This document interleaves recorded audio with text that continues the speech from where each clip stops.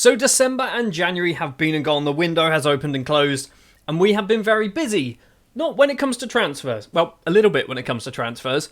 We played, I think, 8 matches in January. But before we get to that, we do need to talk about transfers because there will be spoilers when we look at the fixtures. Flavian Enzo Boyomo has left, moving over to get that big Saudi bag. £775,000 a week is insane. He is gone for £52 million, potentially going up to £59 million. I think that's good money. We've replaced him anyway, it's fine. We've also sold Leon Bailey for £60 million. He's also gone over to Saudi Arabia. I was hoping to get a little bit more because there was a bidding war between Al Ittihad and Al Ahly, maybe another team in Saudi Arabia, basically. Another team with silly money. Al Ittihad were the only team that bid 60. So off he goes. That's a fair chunk of money. That is actually £110 million to spend, which we have. We've probably spent more than that. For £32.5 million, we have gone back to Manchester City and we brought in Callum Doyle. He's no relation to Tommy, apparently, but Callum Doyle is very good. He's also cost a lot of money. He's probably going to play a fair amount of times for us. He's already played a couple of times already. Yes, he's not perfect. He's still got some room to grow, but he's also got a lot of time to grow. He is only 22. And key part for me, he's English. For £40 million, we've signed a world-class midfielder. I wasn't even planning on doing this. He was out of contract at the end of the season, and I went, you know what, he'll be a great player to bring in. And then my brain went, you're not playing Season 4 on camera, so it doesn't really matter, does it? And then I went, actually, let's get him in anyway, and let's just buy him out of his contract. It did cost £40 million, which was probably too much money, but Milinkovic-Savic, at 30, he's just about to turn 31, has still got easily a good 2 or 3 years left in him, probably at this level as well. And the big one is Victor Gyökeres. I have no idea if that's how it's said at all. I'm not going to tell you how much we paid for him just yet because it's too much. If I'm honest, it's too much. He's superb though, isn't he? He's very, very good. We brought him in obviously from Sporting. He scored 46 goals in 73 games for Sporting in this Football Manager save. He's not been there before until this save started. Obviously, previously at Coventry, spent time at Swansea and Brighton as well. He's had a strange career, Gyökeres, and all of a sudden, the last couple of years, he's turned into a very, very good striker, which is why we've paid £80 million for him. Oh, it gets better. It's actually £95 million because some of those are kind of performance-based, which he will almost certainly do. I think one of them's after he scored 10 goals for the club. But that was basically it for January. We didn't really do a massive amount of business. We've also loaned out some people. So Toplovic going out on loan, Bobby Clark going out on loan to Reading, Kumbulla going out on loan to Levante, and Alcaraz going out on loan to Freiburg. Those 2 deals will potentially be made permanent. We just weren't playing either of them. Alcaraz, I'm going to take the L on that one.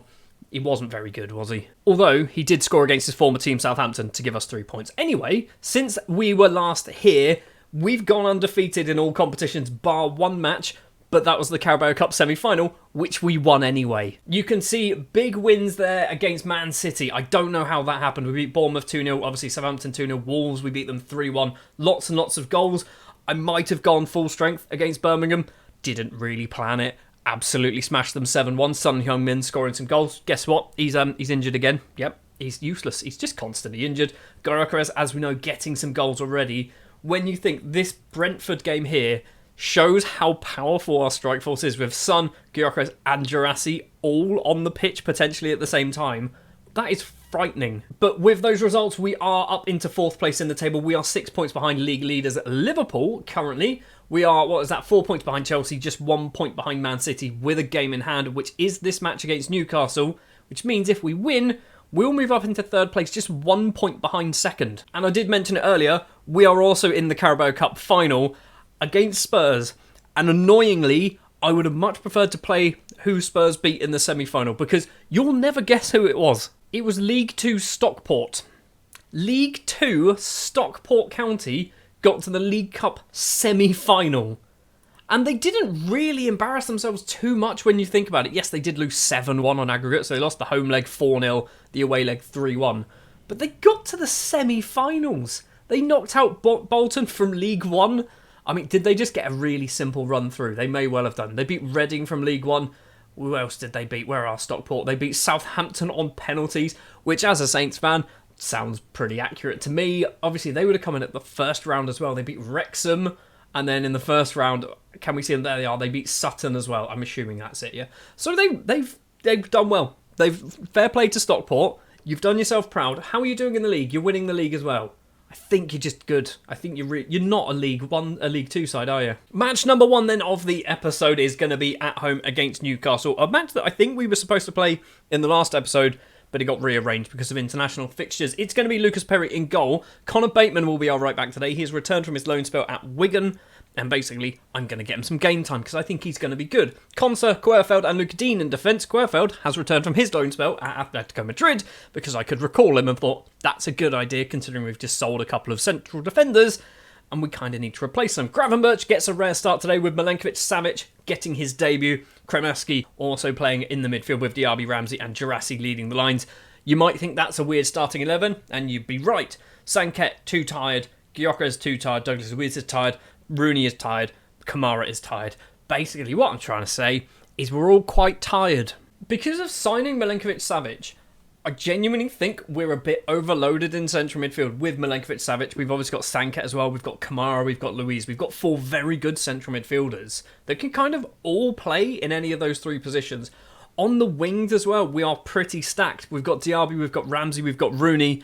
I think we've built a good squad. Defensively, we are lacking, shall we say. Diaby goes for goal, takes a deflection. Costa does well to actually dive the right way and stop it from going in.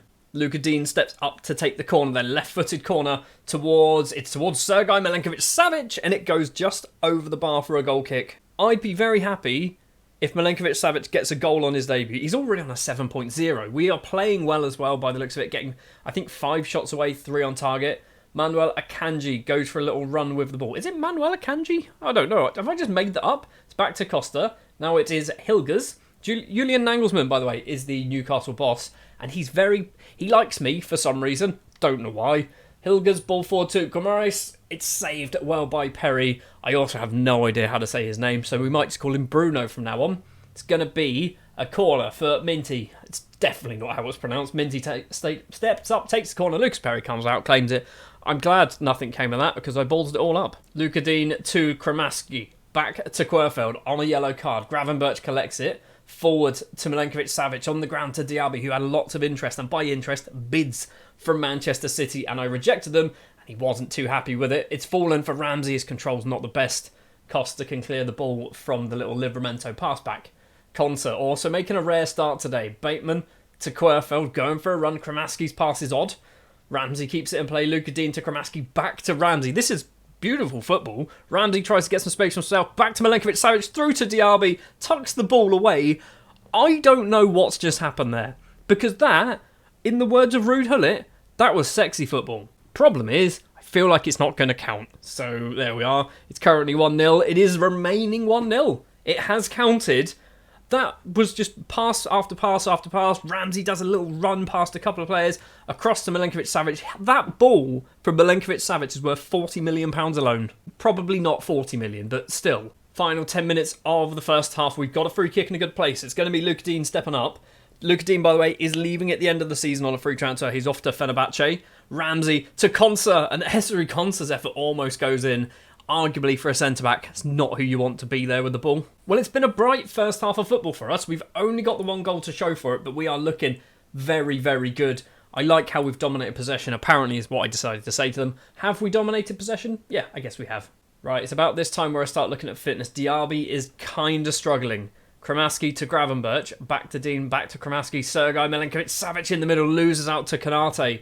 Thought maybe something special might have just happened there, but nope, he lost the ball. Konsa's going to hopefully keep this one alive for us. Where are you going to go, Esri? Ball on the ground to Connor Bateman, the youngster to Gravenberch, the Liverpool loanee. Gerassi, first time we've seen him all match. Kremeski is in on goal, dinks it over the goalkeeper, his 2nd goal of the season, and the young American doubles our lead. And I think with that, it's time for a couple of changes. Rooney's the only right winger we've got. I don't want to bring him on. I really don't want to. Do we bring on Sanket on the right? I mean, it's not really a good idea. Maybe we do that. Yeah, there you go. Kremeski can play on the right-hand side. That'll do for now. Just the one change. We are keeping Newcastle very, very quiet. For a team that are currently sat 6th in the table, they've had like 2 shots, which is ridiculous. Smith Rowe back to Hilgers. Bruno to Campos, back towards Hilgers. Where is he going to go? In the middle, Bruno collects it again. Smith Rowe's ball forward, finds Konate. and it puts it in the bottom corner. Lucas Perry can't do much about that. I feel like this one's going to count. They're going to check for offside. I don't think he was. Or maybe he was offside. Fair enough. It is still 2-0. We are seeing the free kick as well as a highlight. Luca Dean to Sanket to Ramsey on the left-hand side. Luca Dean needs to really get forward. He's not going to bother, though, because Ramsey doesn't need any help. Where are you going to go? On the ground to Sanket. The substitute takes the touch, blasts it past Costa, and we make it 3-0 against a Newcastle side, by the way, who have billions of pounds in the bank. They're ridiculously good, and we are dominating them with arguably our second string 11 as well. Corner for Newcastle from the right-hand side. Sanket clears it. Konsa does another little flicked head on, only as far as Coop Miners though, so it's coming straight back towards us. On the right-hand side, Todibo across to Leo Ostergaard. Back to Todibo. I feel like they've just changed their entire defence, haven't they? Todibo and Ostergaard were not playing earlier. Neither was Coop Miners, unless they've just done nothing. Ezri Konsa gets in the way, nicks that ball back to the Brazilian goalkeeper. Querfeld, where are you going to go? Back to Lucas Perry again. We've got about 15 minutes. Luca Dean controls well. Down the line, is he going to go for a run? No. Passes to Sanket. I want to see something from Girassi. He's on a 7.7, but we've seen him touch the ball like twice. Ezri Konsa, where are you going to go, mate? Connor Bateman, forward to Savic. Back to Bateman. On the ground, Kramaski to Girassi. We've got another runner. It's Sanket. Is he going to get his second of the game? He does get his second of the game. It is 4-0 against Newcastle United, and we've still got 15 minutes to go. Right, time for some more changes, and Luca Dean's coming off. Aït-Nouri is going to come on. We've not seen a lot of Aït-Nouri at the moment, but obviously next season he would be our number one if we were to play it. Ramsey's going to come off as well for Gyökeres, who's going to play on that left-hand side, because apparently he can do it as a Ramdeuter. I'm just going to play him on that as an inside forward on attack. I think that's probably okay. Do we want to do anything else? Looking at the players we've got as an option, I feel like no. Kramaski probably needs to come off, but then again, he is our kind of third choice central midfielder. He's one of the lesser used players, so I'm not too fussed if he gets absolutely shattered. One more goal would be lovely. Let's finish this as a 5-0 win against Newcastle. Bateman down to Milinkovic-Savic. Goes backwards to Ezri Konsa. Two central defenders, the only people not really putting in a performance, and arguably it's because they don't need to. Girassi over the top finds Gyökeres on that left-hand side. Definitely going to butcher his name almost every time I try and say it. Aït-Nouri to Milinkovic-Savic. It almost finds the bottom corner. He is begging for a goal on his debut. He's on a 7.8. That could be the best signing I've ever made. Yes, we've only played one match. The full-time whistle goes then. It is 4-0 against Newcastle. Girassi finishes with the Man of the Match award because he got 2 assists. That's why his rating was so high. 2 assists for Girassi. Sanket with 2 goals as well. Milinkovic-Savic getting an assist on his debut. That was ridiculous. So ridiculous, in fact, that we do move up to 3rd place in the league. We're going to have just one more match in today's episode, which, if we take a look, is going to be against Everton. I think we were going to do Everton and Liverpool was the plan, but fixture rearranging and all that jazz means it's going to be Everton, once again at Villa Park. Look at our recent form, by the way. Our recent form has been exceptional. Our last defeat in the league was back in November, which, was that on camera? That was on camera as well, wasn't it? That's mad. Right then, let's play Everton then. Obviously still at Villa Park. It is going to be Lucas Perry in goal. Goldson, Konsa, Doyle and Aït-Nouri in defence. This isn't Callum Doyle's debut, by the way. He did play for us a couple of times off camera. I say off camera. It was off camera. It was before we actually, started this episode. It's going to be Douglas Luiz, Milinkovic-Savic and Sanket in midfield with Diaby, Ramsey and Gyökeres up front. You'll notice Victor's unhappy because I said I'd buy defenders. I did. Apparently he's not good enough, Callum Doyle. I also brought back Querfeld from his loan spell, which apparently doesn't count as me strengthening the defence. If I was to do a Season 4, literally my summer transfer targets would be a world-class centre-back or 2, or probably a right-back. Maybe this is the problem. He's getting annoyed with Connor Goldson, which is understandable. Should we play Harwood Bellis? Why not? So obviously, form-wise, we are very, very good. How are Everton doing? I don't even know. All I know is where we are in the table and who's kind of roughly in and around our area. They are on 4 wins out of 4 in a row. Obviously, the 5th one there was a defeat, but they are down in 11th. They're playing very well, unless maybe some of those are cup games. Because we've obviously had a lot of cup games in January. They might also be cup games, which is why they're winning them, because they're playing teams like, I don't know, Colchester. They've got a free kick in a good position. Who's stepping up? I don't know what that dance is, mate. Number 15, I don't know what you're doing. Also, the 2 players on the left-hand side of the wall, just pass to one of them. If I was you, Kamada, because they're completely unmarked. Nobody's near them. There you go. It's Jared Branthwaite hits it wide. Of all the players in that position, he was not the one. As things stand, we move up to second place because Man United are beating Chelsea and we have a superior goal difference. What is happening? What is actually going on? Leeds and Liverpool are drawing 1-1, so we want Leeds to win that. I don't think a title charge is potentially going to happen, but there is a minor thing in the back of my head saying it could, couldn't it? If Liverpool lose and we win, we'll go on to 54 points, and Liverpool will also be on 54 points and we'd be joint at the top of the table. Gullikson loses out to Harwood Bellis. Ezri Konsa, where are you going to go? Across to Doyle. I've just realised we've got 3 English defenders and then Ike Norrie on the left-hand side. It's forward to Ramsey. Ike Norrie's carried on his run. Back to Douglas Luiz. Long ball forward maybe. Number 24 could do with that. There you go. It is Milenkovic-Savic. Ball to Sanket. Collects it well. Gyökeres isn't even needed. Sanket's gone in on goal. Tucks it into the bottom corner. His 17th goal of the season is ridiculous. I don't know what role I'm playing him as. Is it a Mazzala? I think it's a Mazzala on attack, but he's getting goals for fun. Baldanzi's corner comes in. Branthwaite is there. It is blocked, I think, on the line by Gyökeres and then cleared. We are literally 1 point behind Liverpool at half-time. We're not doing particularly well. I'm going to say, if we don't shoot, we're not going to score. That'll do. We're not doing particularly well, but we obviously have that goal. We've had only 2 shots, and both of them were on target. Neither of them were very good. It's only the fact that Sanket is ridiculous at scoring goals at the moment that we are in front. Beto back to Patterson on the right-hand side. Number 2 gets past Ramsey. Dominic Calvert-Lewin still playing for Everton. And Tobias Gullikson blasts the ball past Lucas Perry. It's 1-1. So it looks like struggling to perform is Ramsey and Gyökeres up front. Everyone else is doing okay.